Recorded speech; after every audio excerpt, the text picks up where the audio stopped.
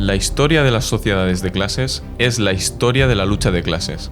La peculiaridad de nuestra época es que ha simplificado los antagonismos de clase. Toda la sociedad está cada vez más dividida en dos campos hostiles enfrentados, la burguesía y el proletariado. El derrocamiento de la burguesía y la victoria de la clase obrera es el único e inevitable camino para la liberación de la humanidad. Sin embargo, para que la clase obrera pueda derrocar el orden burgués de explotación, debe organizarse como fuerza política y conquistar el poder político. La clase obrera, que es una clase internacional que no conoce diferencias de lengua, religión, etnia, sexo o nacionalidad, debe estructurarse no solo en partidos nacionales, sino también como fuerza internacional contra el capitalismo para librar con éxito su lucha. Por eso, el Manifiesto Comunista, escrito por Marx y Engels como programa de la Liga de los Comunistas, en un momento en que Europa estaba sacudida por los levantamientos revolucionarios de 1848, terminaba con este llamamiento. Los proletarios no tienen nada que perder en ello salvo sus cadenas. Tienen un mundo que ganar. Proletarios de todos los países, uníos. La Primera Internacional, también conocida como Asociación Internacional de los Trabajadores, se fundó en 1864, cuando el movimiento obrero de Europa Central y Occidental estaba cobrando fuerza tras los levantamientos del 48 al 49. Marx y Engels apoyaron apasionadamente la Comuna de París de 1871, la primera experiencia histórica de un Estado obrero. Basándose en las lecciones de la Comuna, Marx y Engels añadieron el artículo «La toma del poder político es la tarea suprema del proletariado» al programa de la Internacional Comunista en el Congreso de La Haya de 1872. Tras la desintegración de la Primera Internacional, que se basaba en diversas corrientes de los movimientos obreros y socialistas europeos, el movimiento marxista experimentó una fase de fortalecimiento y los partidos socialdemócratas se fueron convirtiendo en organizaciones de masas. La Segunda Internacional se fundó sobre esta base política cuando los partidos y organizaciones marxistas convocaron el Congreso Internacional del Trabajo en París en 1889. Engels, compañero de Marx, fue el principal defensor y guía de la Segunda Internacional hasta su muerte en 1895. La Segunda Internacional también fue responsable de resoluciones históricas como la Declaración del 1 de mayo como Día Internacional de la Unidad, la Lucha y la Solidaridad de la Clase Obrera, y el 8 de marzo como Día Internacional de la Mujer. En el Congreso de Stuttgart de la Segunda Internacional, celebrado en 1907, se adoptó la resolución de Lenin y Rosa Luxemburgo, en la que se definía la tarea del movimiento obrero ante la amenaza de la guerra imperialista como una lucha para acelerar el derrocamiento de la clase capitalista, en caso de guerra. En el Congreso de Basilea de 1912, último congreso de la Segunda Internacional antes de la Primera Guerra Imperialista, la lucha por la paz y la lucha contra la política de guerra de los estados capitalistas ocuparon un lugar preponderante. Sin embargo, tras el estallido de la Primera Guerra Mundial, los principales partidos socialdemócratas de Europa aplicaron una política social chauvinista y apoyaron la guerra poniéndose del lado de sus propios gobiernos, lo que condujo al hundimiento de la Segunda Internacional. Teóricos reformistas y revisionistas como Bernstein y Kautsky desempeñaron un papel importante en la traición de los principales partidos socialdemócratas de Europa y en el hundimiento de la Segunda Internacional. Tras el colapso de la Segunda Internacional, Lenin escribió: «La Segunda Internacional, bajo la influencia del oportunismo, ha muerto. ¡Viva la Tercera Internacional!». La Tercera Internacional, también conocida como la Internacional Comunista o Comintern, se fundó en Moscú en 1919, después de que Lenin y los bolcheviques llevaran a cabo la Revolución de Octubre en Rusia y se produjeran levantamientos revolucionarios en toda Europa. Lenin expresó su esperanza ante los acontecimientos revolucionarios en Europa, especialmente en Alemania y Hungría, con las siguientes palabras: «Una república soviética internacional está en vías de fundarse». El segundo Congreso de la Internacional Comunista aceptó las tesis sobre la cuestión nacional y colonial de Lenin, que hacían hincapié en la necesidad de una alianza entre la Rusia soviética y los movimientos de liberación nacional y colonial.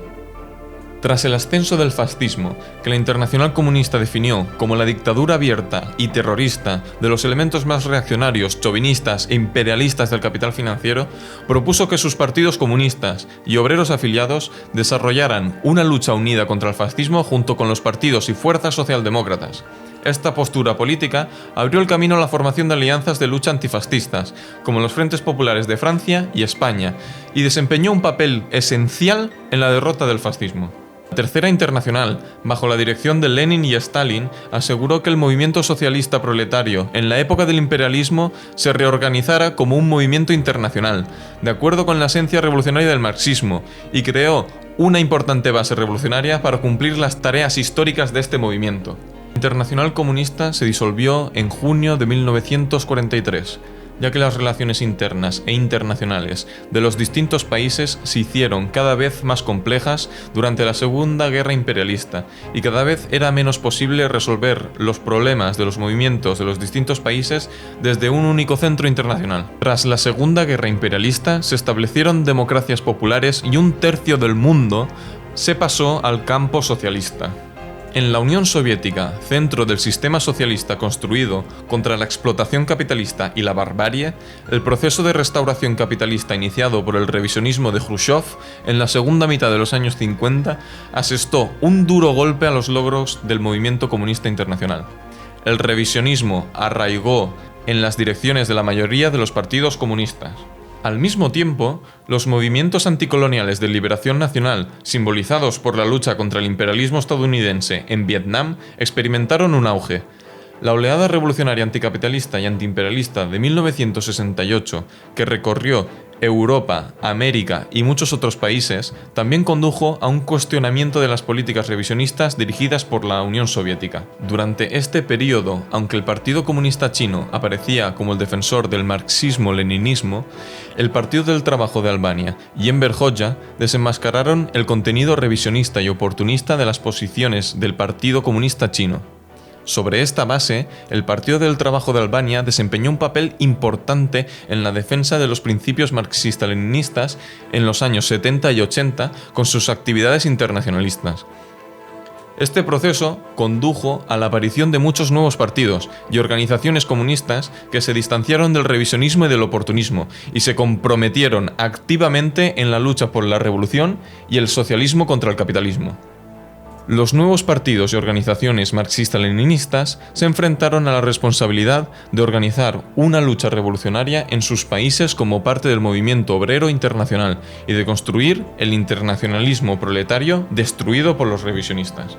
En estas difíciles condiciones, el fortalecimiento del revisionismo y la derrota temporal del socialismo, se organizaron reuniones bilaterales y multilaterales para desarrollar la unidad de la lucha comunista a nivel internacional.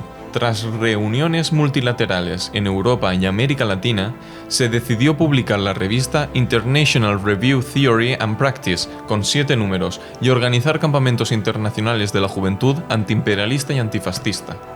A los encuentros de partidos marxista-leninistas más allá de las fronteras regionales que tuvieron lugar en la República Dominicana en 1992 y en los Países Bajos en 1993, siguió el Encuentro Internacional de Partidos y Organizaciones Marxista-Leninistas en Quito, Ecuador, en 1994. En la reunión de Quito se decidió la fundación de la Conferencia Internacional de Partidos y Organizaciones Marxista-Leninistas, CIPO-ML, la publicación de la revista Unidad y Lucha, la continuación de los campamentos juveniles internacionales y la confirmación de la Declaración Comunista de Quito como documento ideológico y político de referencia, marcando el inicio de una nueva era en el movimiento marxista-leninista internacional. La CIPO-ML, cuyo 30 aniversario celebramos hoy, se ha convertido en un importante centro para la conexión ideológica, política y organizativa de los partidos y organizaciones marxista-leninistas a nivel internacional y para la expansión de la lucha de la liberación de la sociedad sobre esta base. La CIPO-ML ha aprobado importantes resoluciones y publicado documentos que proporcionan a los partidos y organizaciones miembros directrices para las tareas internacionales y nacionales de los comunistas en diversos ámbitos, desde el trabajo en el seno de la clase obrera y los sindicatos, hasta la lucha antiimperialista y la toma de posición ante la guerra imperialista, desde el movimiento proletario de mujeres hasta el movimiento juvenil. En el presente, la revista semestral Unidad y Lucha, que se publica en español, inglés y turco y que algunos países publican también en sus propias lenguas, desempeña un papel importante en la formación política de sus miembros y en la difusión de los ideales del comunismo. Los campamentos juveniles internacionales democráticos, antiimperialistas y antifascistas organizados por la CIPO-ML cada 2 años siguen desempeñando un papel importante en la discusión de los problemas y el desarrollo de las luchas de la juventud obrera y estudiantil. Las reuniones internacionales de la CIPO-ML, especialmente las reuniones de sindicalistas de clase y asambleas de mujeres, han creado y acumulado conocimientos significativos en diversas áreas de lucha con el fin de resolver los problemas actuales desde una perspectiva marxista-leninista y hacer avanzar la lucha. En su 30º aniversario, la CIPO-ML continúa su papel en la construcción de una nueva internacional comunista, basada en sus logros ideológicos, políticos y organizativos, y en la lucha en curso. En la actualidad, el mundo atraviesa un proceso en el que la clase obrera y los pueblos oprimidos necesitan cada vez más de las vanguardias marxista-leninistas. Por un lado, los ataques del capital y de sus gobiernos contra la clase obrera y el pueblo trabajador aumentan en todos los países capitalistas. Las condiciones de trabajo y de vida de la clase obrera y de los trabajadores se deterioran cada vez más. Las verdaderas causas de explotación capitalista y de la pobreza se ven oscurecidas por el fomento del racismo y del nacionalismo. Las leyes y prácticas reaccionarias que prohíben las huelgas y las manifestaciones democráticas por motivos de seguridad están muy extendidas en todos los países capitalistas. Por otra parte, las contradicciones cada vez más agudas entre las potencias imperialistas conducen a guerras y conflictos, como en Ucrania y Oriente Medio, y crece el peligro de una nueva guerra mundial. En Ucrania, las potencias imperialistas de Estados Unidos y la Unión Europea, que compiten con Rusia, imponen amplias sanciones contra la ocupación rusa y aprovechan esta guerra para ampliar la OTAN y aumentar sus arsenales de armas. Al mismo tiempo, apoyan la ocupación israelí, los ataques y masacres de palestinos en Oriente Medio, que continúan a pesar de las Naciones Unidas y se presentan como los mayores partidarios del sionismo israelí. Mientras miles de millones de personas en África, Asia y América Latina no pueden satisfacer ni siquiera sus necesidades humanas más básicas, como la alimentación, la vivienda, la educación y la salud. Los países imperialistas capitalistas gastan competitivamente billones de dólares en armamento, extendiendo las guerras y los conflictos y aumentando la amenaza de guerras aún más devastadoras, incluida la amenaza nuclear. La explotación y la competencia capitalistas están llevando no solo a la humanidad, sino también a la naturaleza a una espiral de destrucción, explotándola cada vez más y causando daños masivos. Esta destrucción múltiple causada por el capitalismo provoca naturalmente reacciones y luchas de los trabajadores y los oprimidos a diferentes niveles en casi todas las partes del mundo, de Sri Lanka a Ecuador, de la India a Hungría y de Irán a Francia e Inglaterra. Se extienden levantamientos, huelgas y protestas contra la explotación, las condiciones sociales y económicas, el coste de la vida y la opresión. Si bien la falta de una dirección comunista revolucionaria resulta ser la mayor debilidad de estos movimientos obreros y populares, esta situación también muestra la tarea histórica y la responsabilidad de los partidos y organizaciones que forman la CIPO-ML. Desde el surgimiento del capitalismo, la humanidad ha experimentado una y otra vez la verdad, socialismo o barbarie. Desde los años 90, cuando la Unión Soviética se integró plenamente en el mundo capitalista y se disolvió, se declaró la muerte del socialismo y se proclamó la victoria final del capitalismo. Esto condujo a un declive ideológico tanto de las amplias masas como entre las organizaciones de izquierda y socialistas. Sin embargo, los acontecimientos de los últimos 30 años han confirmado una vez más que la salvación de la humanidad y de la naturaleza del capitalismo, cuya existencia produce necesariamente la explotación sistemática, la desigualdad, la guerra, la división y la enemistad entre los pueblos del mundo, solo es posible a través del socialismo. La medida en que el socialismo, que representa un mundo sin clases, sin explotación y sin guerra, deje de ser una mera esperanza y se convierta en una realidad concreta, depende de la medida en que el socialismo, que hoy encuentra su expresión en la lucha y el programa organizativo de los partidos de la CIPO-ML, arraigue en la clase obrera y los pueblos trabajadores.